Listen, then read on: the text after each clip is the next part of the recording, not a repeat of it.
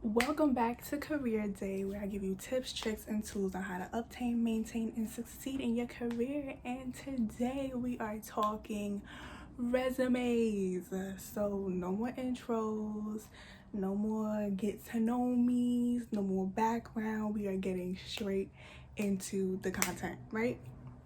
Okay, so specifically what I'm going to talk about today about resumes is the most common resume mistakes.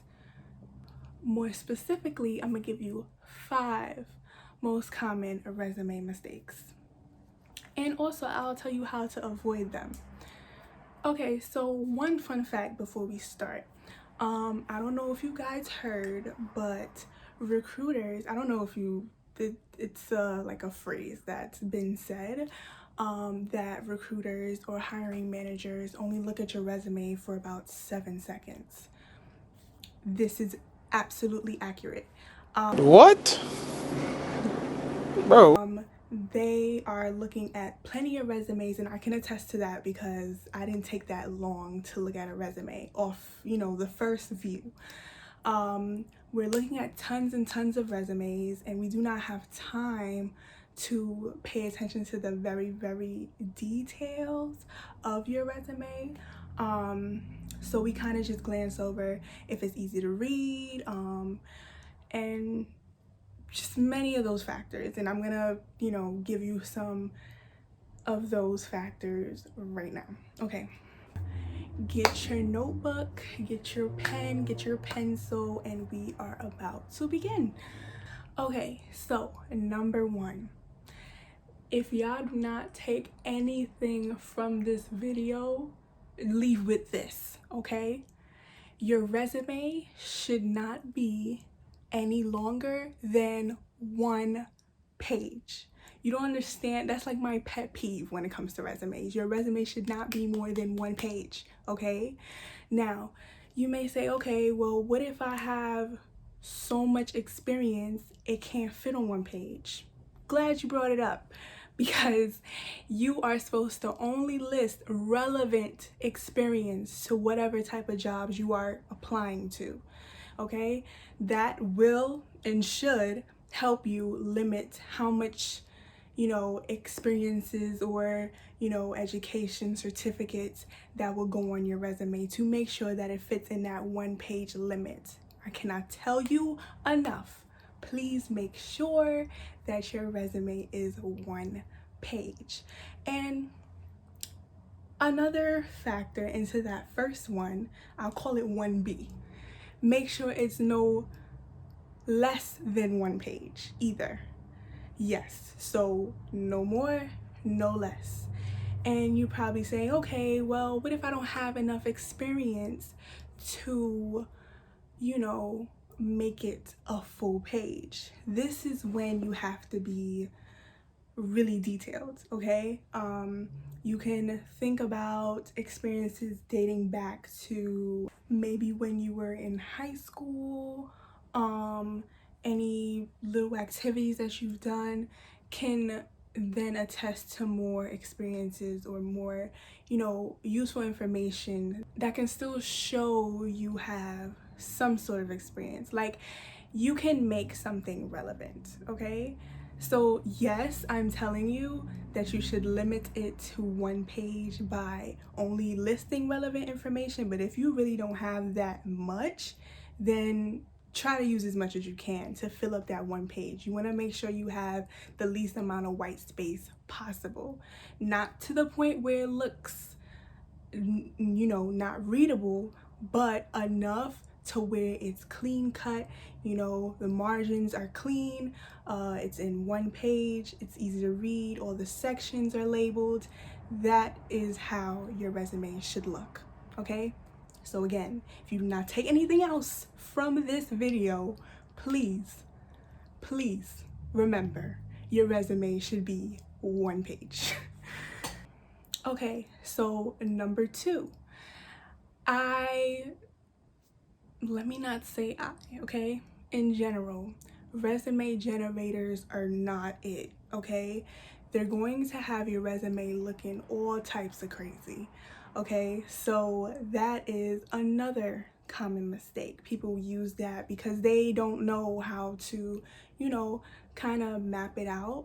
But to avoid that, try to do it from scratch. Now, ways to do that, if you check, say, Google Docs, for example, or even Microsoft Word, they have templates in there. It's not as best as I would do it, but it's definitely better than using a resume generator. So that is number 2 for the second mistake and how to avoid it.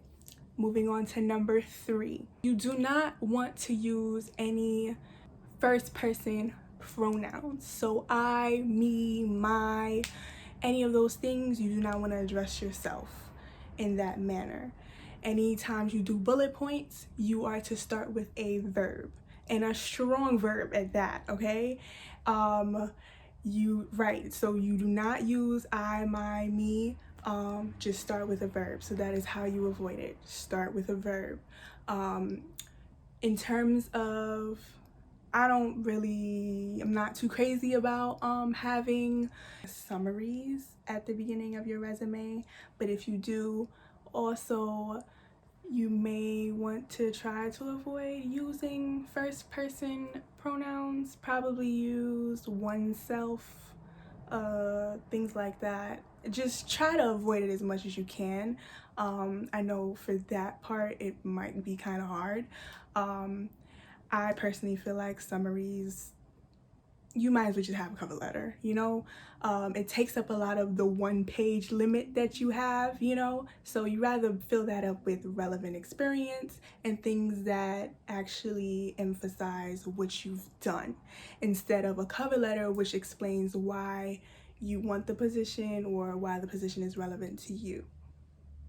You get me? All right. Okay, number 4, being creative. Now, I've seen resumes where they like to add colors and their picture and things like that. No. The only times you use colors or anything creative is if you are applying to a job that, needs that kind of thing. If you are just applying to a corporate job, that's probably not what you want to do. You want to keep it black and white, real simple. If you want to put a border, by all means, go ahead. But again, the more simple it is, the better. So use it at your own risk, but I prefer no borders, no colors, black and white, and keep it pushing. And last but not least, number 5, false information. I know I'm gonna trigger some people with this one, right? So everything, and I feel bad. You don't think I feel bad? There are ways to go around having to lie on your resume, okay? You can still have a relevant experience to a position that you are applying for without lying about your experience. There's a thing called language that you can play around with. The verbs that you put in your bullet points, they can be changed and altered to fit the type of position that you are applying for. For example, if you are applying to, I'm gonna use my major because, that's the first thing that came up in my head. But if you are applying to a job in data analytics, you might want to use verbs such as analyze, generate, tracked, conducted, things of that nature, right? Let me get another one. If you want to become a social worker, or you're, applying to jobs in that area, you want to use helped, assisted, cooperated, provided, developed, things of that nature. So it's really verbiage, it's keywords, and that's another thing. Sometimes recruiters are not the first person that your resume goes through. There's a lot of times when you would submit a resume, I don't know if you guys have realized, say for Indeed, for example, they might say, oh, your resume doesn't include this or this. And that's kind of like a key to tell you that you probably might not be the best for the position. And that's not necessarily true. You probably just didn't put it on your resume. And when you do, it is more likely that the recruiter or the hiring manager would then look at your resume, because they have this thing called like a almost like a relevancy percentage, of how much of the keywords in a description matches the keywords in your resume. And whichever like percentage is higher, they might look at that one first and like kind of work down the list. So I've done that before too. So that is why you have to be mindful with the language that you use and why people end up using false information. But like I said, you do not have to. There's ways to play around with language, and honestly, if you don't have the experience, just go get it. Go get it. Like I'm not gonna say it's not that hard, but I'm just saying if that's really something you're interested in, it shouldn't be a problem. And if it's not something that you're looking to develop, then just play with language. But yeah, that's all the 5. So for review, it is 1 page, nothing more, nothing less. It is resume generators.